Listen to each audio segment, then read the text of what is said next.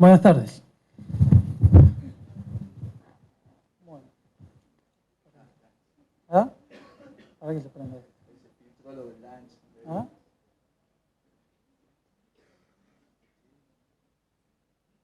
¿Qué pasó con él?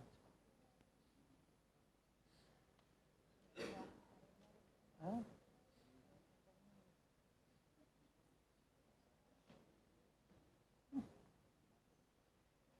Ah, bien. Ah, bien. No, sí. Pará. ¿Qué pasa? No, no, me está poniendo.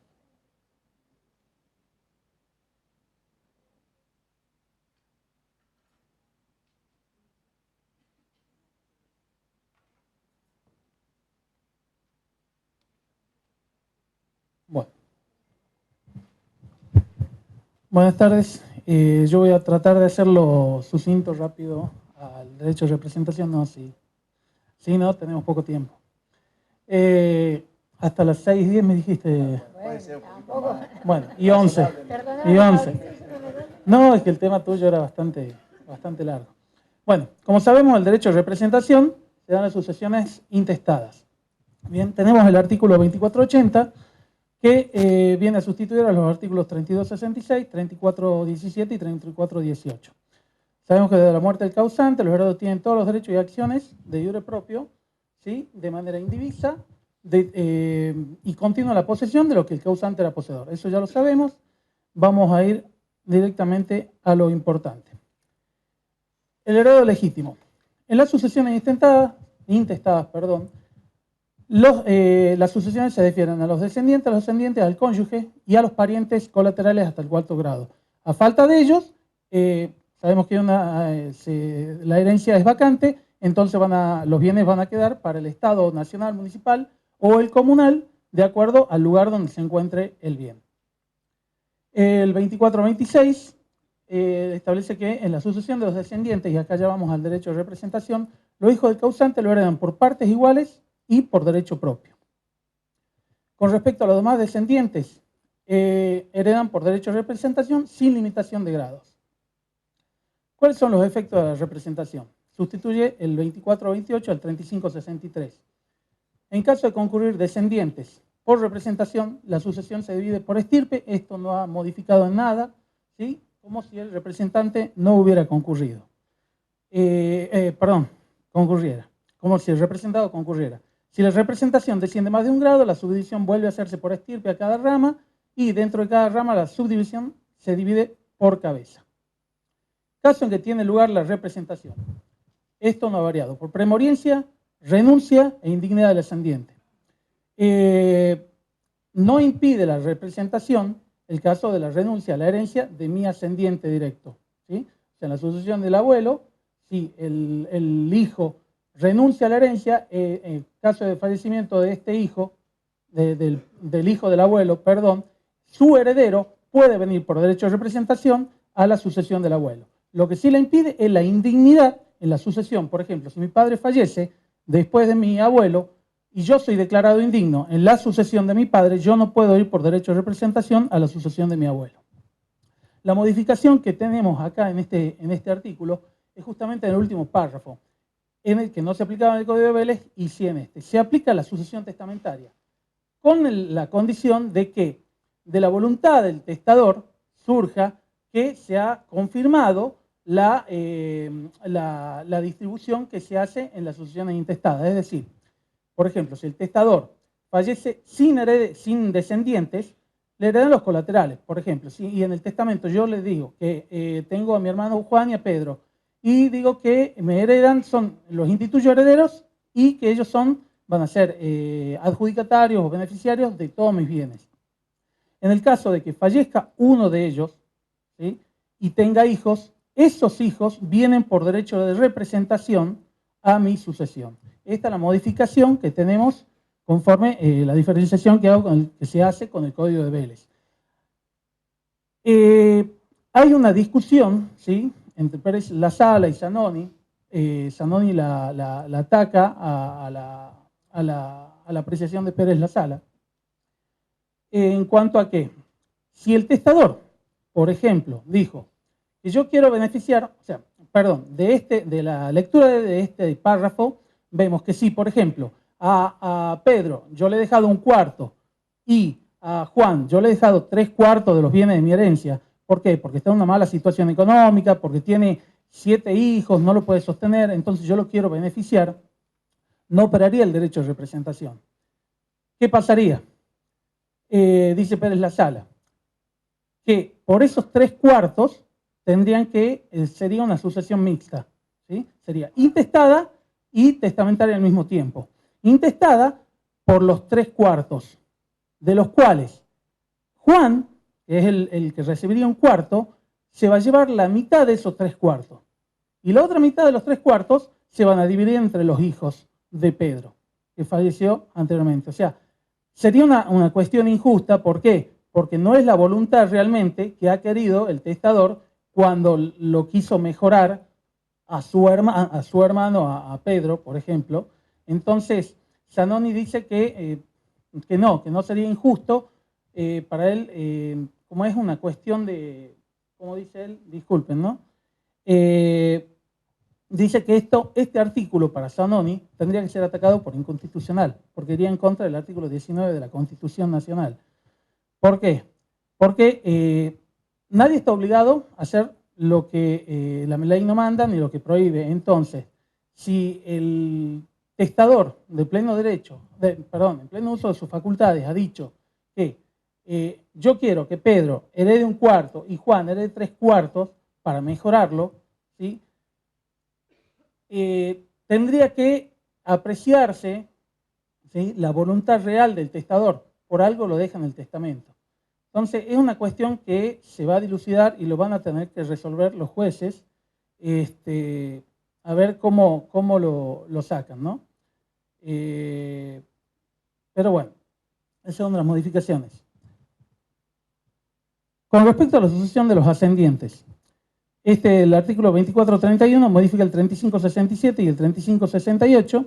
Eso no cambia en nada, falta de descendientes, heredan los ascendientes de grado más próximo y se dividen la herencia por partes iguales.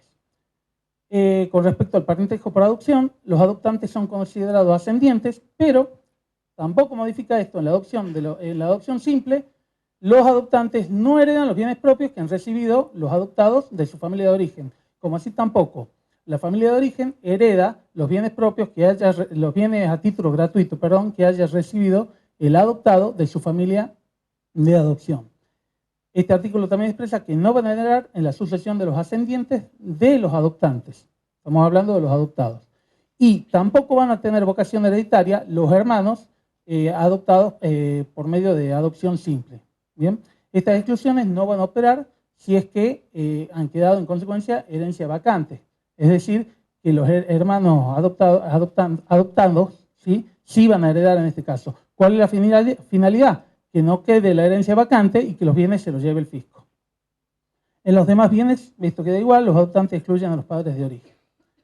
En la sucesión de los cónyuges, si heredan los descendientes, el cónyuge tiene en el acervo hereditario la misma parte que un hijo.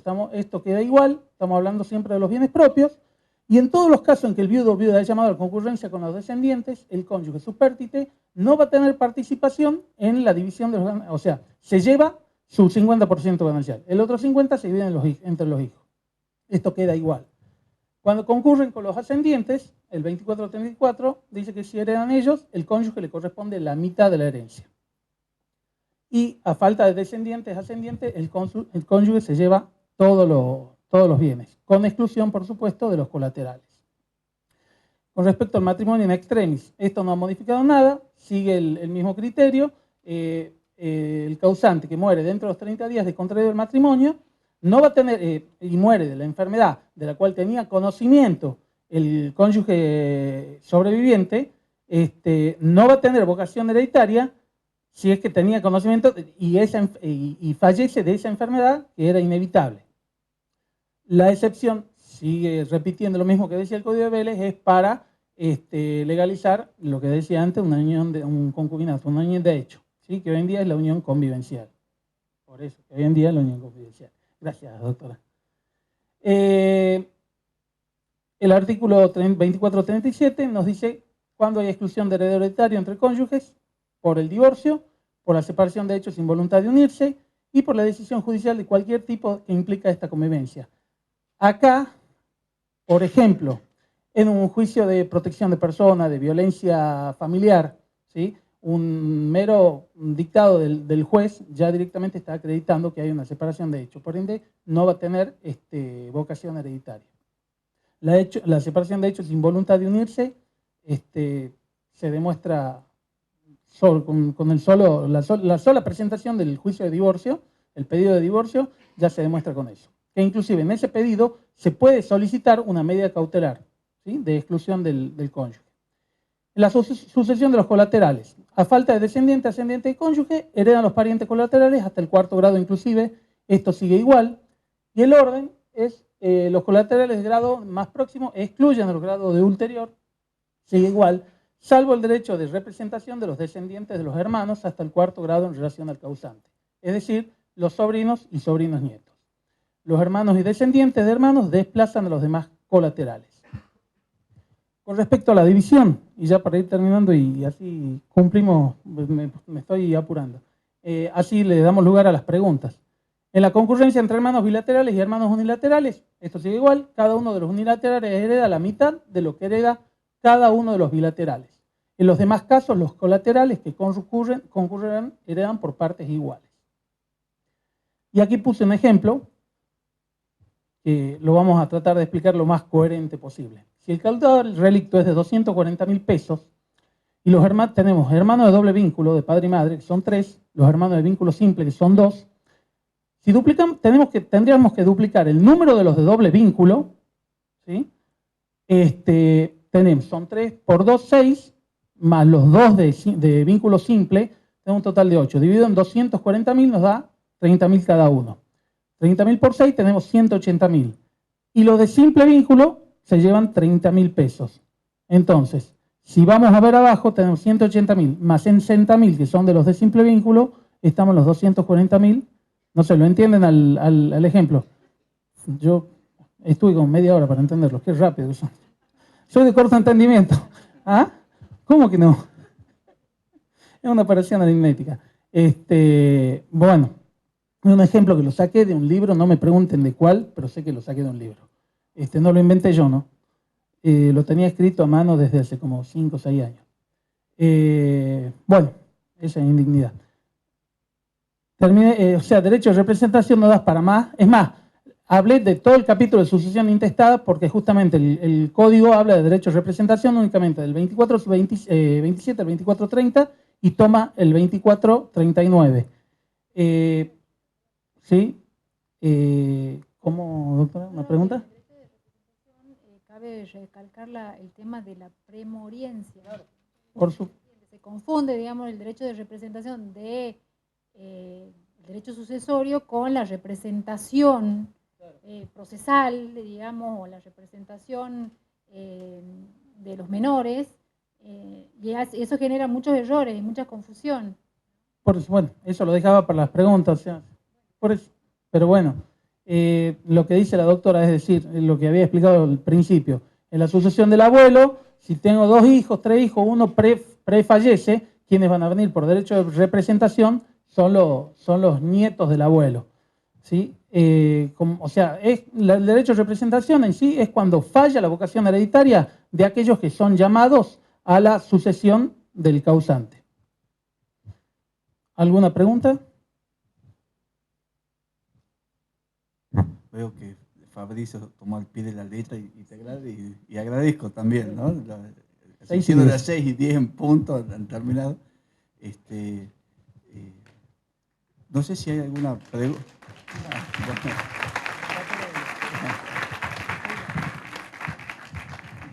Bueno, ahora tenemos unos minutos para poder hacer preguntas o alguna cuestión. ¿Sí, Ricardo? Ahí está. Lo paso por mail si quieren, se lo paso al colegio y ellos, si tienen los mails grabados, se lo pasan, no tengo ningún problema. Acá una pregunta.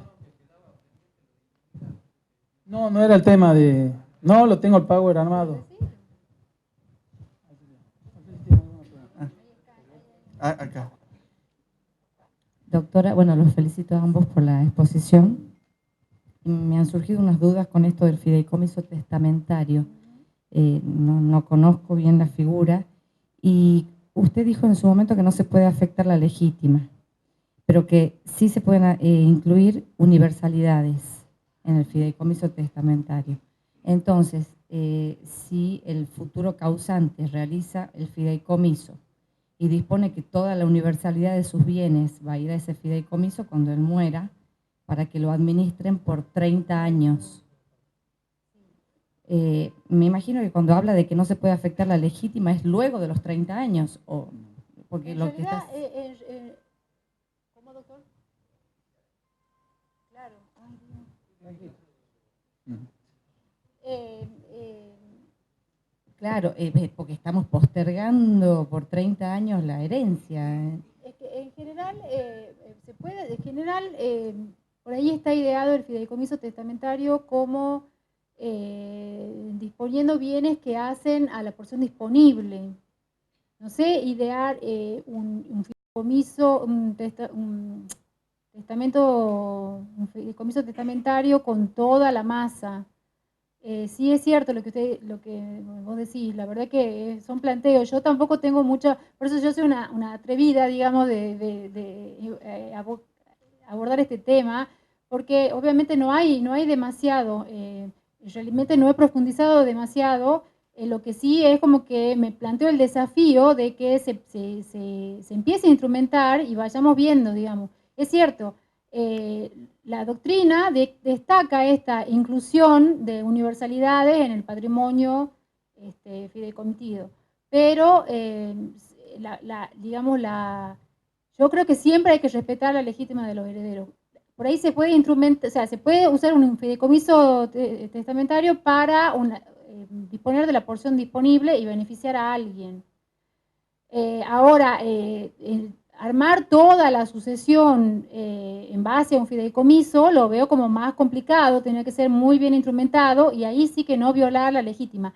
Yo creo que en el sentido ese es que por ahí se puede disponer de toda la universalidad con un fideicomiso, pero en el fideicomiso testamentario, pero no violar la legítima. O sea, antes era como que no estaba previsto y entonces decían, no puede ser. Y yo creo que abre una brecha, decir, bueno, yo voy a transmitir por el fideicomiso testamentario todo mi patrimonio, pero sin violar la legítima, o sea, atendiendo la legítima de todos los que después van a ser los beneficiarios, o no sé si es como que estaba prohibida y ahora al decirlo expresamente se puede hacer. Capaz que antes se lo ve más en una porción disponible, o sea, hacer un fideicomiso sobre bienes que estén sobre la porción disponible.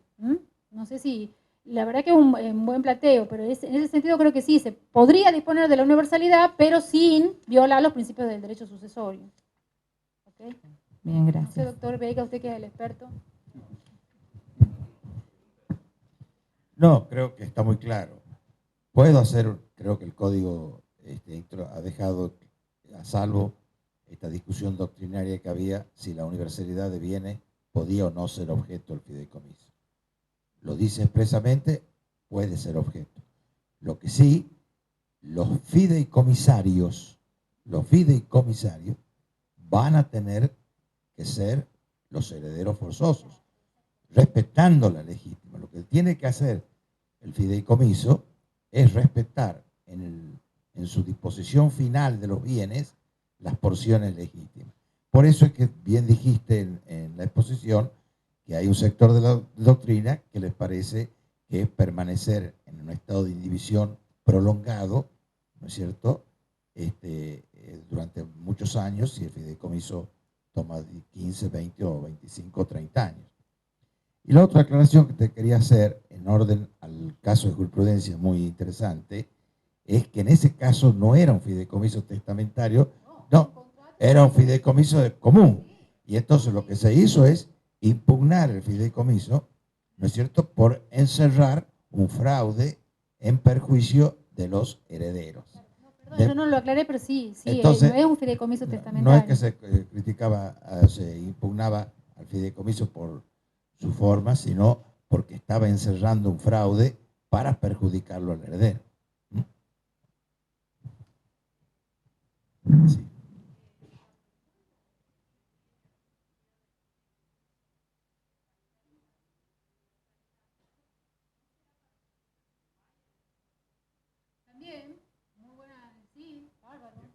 Exacto. Sí, sí. El tema de la novedad es eso, que no estaba dicho y entonces la doctrina, y como tampoco demasiado se usa, se plantea, decía se podrá o no se podrá. Validísimo, bárbaro, lo voy a apuntar en mi, en mi power. Sí, sí, tal cual. Puede ser una universalidad jurídica donde no hay heredero forzoso y entonces se la dispone por un fideicomiso. Excelente. Porque este problema de si el fiduciario podría ser además beneficiario, había generado muchos problemas con la 24441.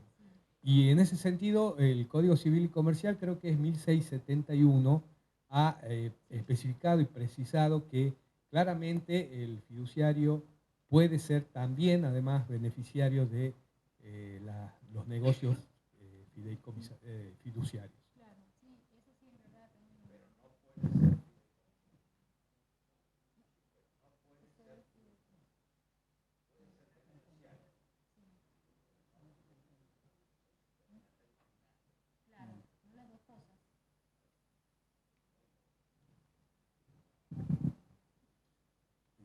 ¿Alguna otra pregunta?